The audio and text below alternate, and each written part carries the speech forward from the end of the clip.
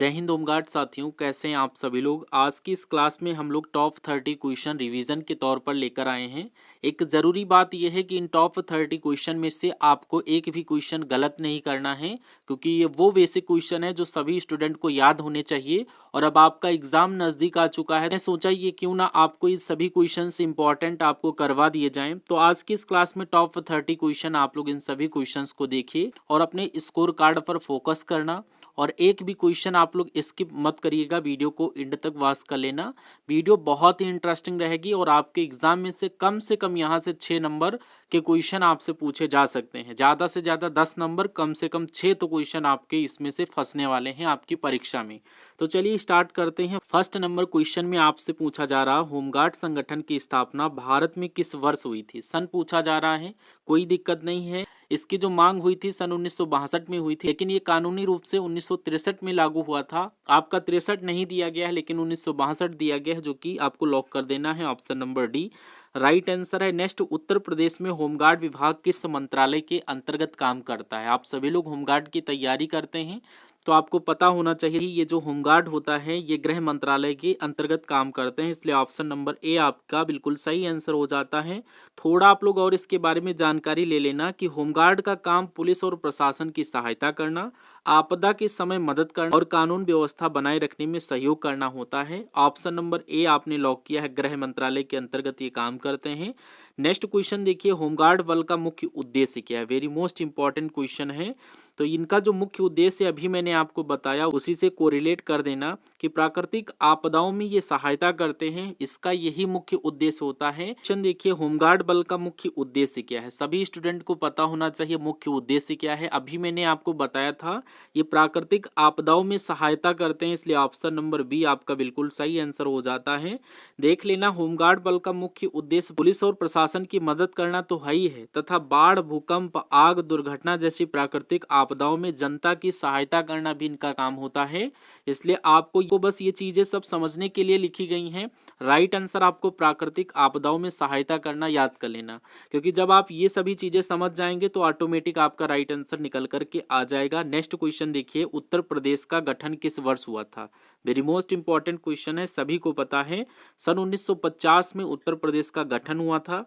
कैसे हुआ था आप लोग देखिए, 26 जनवरी 1950 को भारत का संविधान लागू हुआ और उसी दिन यूनाइटेड प्रोविंस का नाम बदलकर उत्तर प्रदेश भी किया गया था, इसलिए ऑप्शन नंबर सी आपके क्वेश्चन का बिल्कुल सही आंसर बन जाता है। नेक्स्ट क्वेश्चन देखिए, उत्तर प्रदेश में सबसे अधिक क्षेत्रफल वाला जिला कौन सा है। तो सबसे अधिक क्षेत्रफल वाला जिला अगर आपसे पूछा जाए तो लखीमपुर खीरी फर्स्ट ऑप्शन में दिया गया है, और ये आपका बिल्कुल सही आंसर बन जाता है। ये सभी क्वेश्चन डिटेल में इसलिए करवा रहे हैं क्योंकि ये इंपॉर्टेंट क्वेश्चन और आपसे पूछे जाएंगे, भले एग्जामिनर क्वेश्चन को घुमा करके पूछे, बट राइट आंसर आपको याद कर लेना है। देखिए, उत्तर प्रदेश में क्षेत्रफल की दृष्टि से सबसे बड़ा जिला लखीमपुर खीरी है। इसका क्षेत्रफल लगभग 7680 वर्ग किलोमीटर है। यह जिला नेपाल की सीमा से लगा हुआ है। यहाँ दुधवा राष्ट्रीय उद्यान भी स्थित है, इसलिए राइट आंसर आपका ऑप्शन नंबर ए बन जाता है। नेक्स्ट, यूपी पुलिस का आदर्श वाक्य क्या है। वेरी मोस्ट इंपॉर्टेंट क्वेश्चन है। यूपी पुलिस का जो आदर्श वाक्य होता है प्यारे साथियों, ये होता है सेवा परमो धर्मा। सेवा परमो धर्मा का मतलब क्या होता है आपको पता है क्या। नहीं पता है तो याद कर लेना, सेवा करना ही सबसे बड़ा धर्म है, यही मतलब होता है सेवा परमो धर्मा। अगर आपसे होमगार्ड का आदर्श वाक्य पूछा जाए तो आप लोग क्या बताएंगे, जरा कमेंट बॉक्स में बताइए। नेक्स्ट क्वेश्चन में पूछा जा रहा, उत्तर प्रदेश की सबसे लंबी नदी कौन सी। प्रदेश में आप सभी लोग रहते हैं तो उत्तर प्रदेश की सबसे लंबी नदी आपको पता भी होनी चाहिए कौन सी है, Ganga. Ganga option number A को आपने लॉक किया होगा। इसके बारे में थोड़ा डिटेल से आपको समझ लेना है कि गंगा नदी उत्तर प्रदेश की सबसे क्या है, लंबी नदी है और सबसे महत्वपूर्ण नदी भी मानी जाती है। यह राज्य के कई प्रमुख शहरों जैसे कानपुर हो गया, प्रयागराज, वाराणसी आदि से होकर बहती है, इसलिए ऑप्शन नंबर ए आपके क्वेश्चन का करेक्ट आंसर हो जाता है। इसी क्वेश्चन से रिलेटेड आपको एक HW के लिए क्वेश्चन दूंगा कि गंगा का उद्गम स्थल कहाँ से होता है। आप लोग इसका राइट आंसर कमेंट बॉक्स में दीजिए।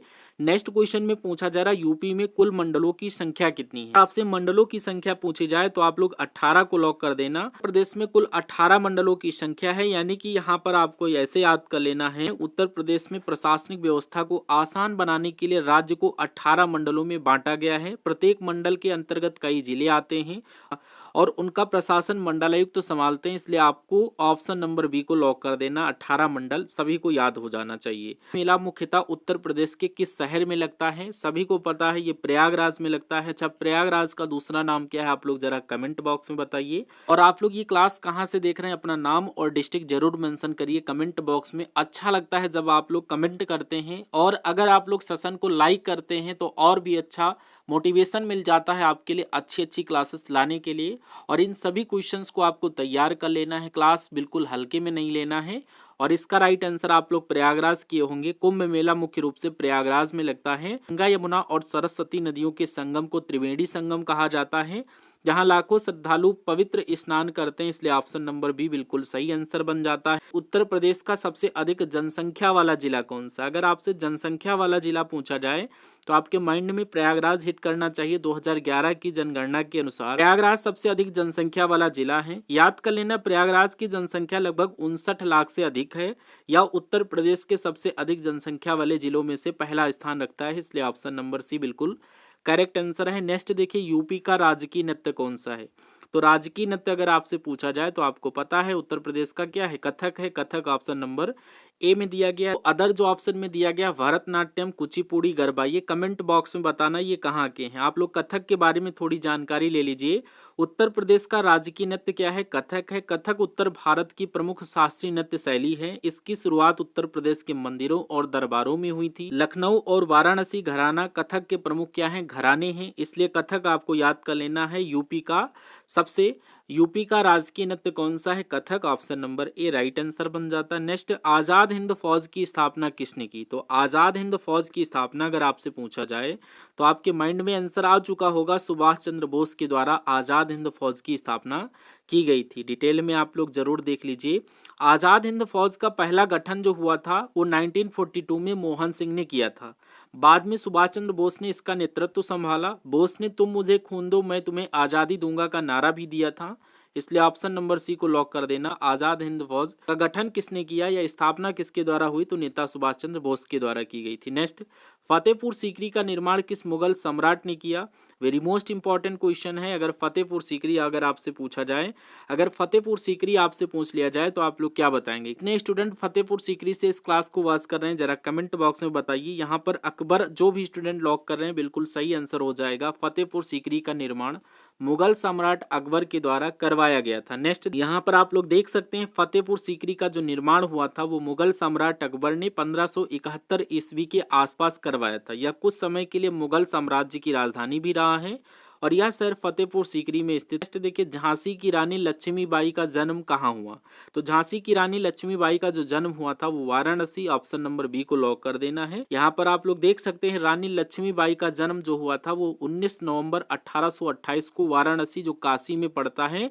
उनका बचपन का नाम मणिकर्णिका यानी मनु था। बाद में उनका विवाह झांसी के राजा गंगाधर राव से हुआ और वे झांसी की रानी कहलाई, इसलिए ऑप्शन नंबर बी आपकी क्वेश्चन का बिल्कुल सही आंसर हो जाता है। नेक्स्ट देखिए, 1857 का पहला स्वतंत्रता संग्राम उत्तर प्रदेश के किस शहर में शुरू हुआ था? बताइए। मेरठ, आगरा, कानपुर, बरेली?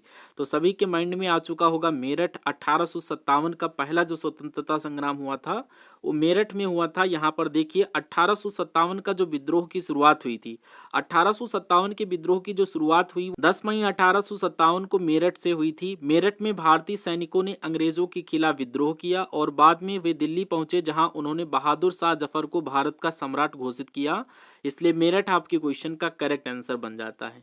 अगर एग्जामिनर आपसे अदर चीजें पूछेगा तो क्वेश्चन से रिलेटेड जितनी भी चीजें बनती हैं वो आपको बताते हुए चल रहे हैं, याद करते हुए चलना और समझते हुए चलना। नेक्स्ट क्वेश्चन में पूछा जा रहा चंद्रकांता उपन्यास के लेखक कौन है?